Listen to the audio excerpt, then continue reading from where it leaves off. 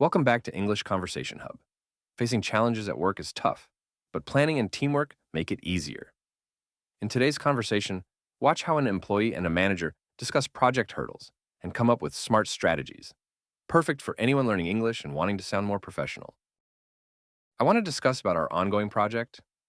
This project looks pretty intense. We're going to face a lot of hurdles. Yeah, I was going through the project plan. The timeline itself is really tight.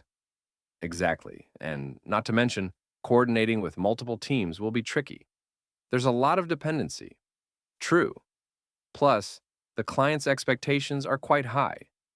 They want frequent updates and quick turnarounds. That's another thing. Managing their expectations without overcommitting will be a real challenge. Agreed. Also, we have limited resources.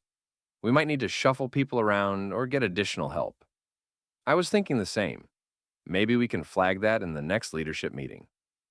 Definitely. Also, communication will be key.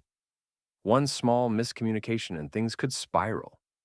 Maybe we should have weekly check ins with all the teams involved, just to stay aligned. Good idea. And I think we should set realistic milestones. That way, we can track progress without last minute chaos. Exactly.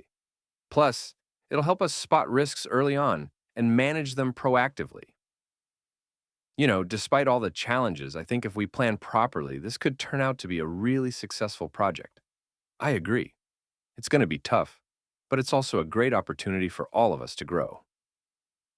All right, let's get started on a risk management plan today. Better to be prepared from day one.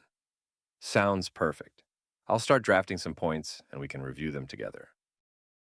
That's it for today's video.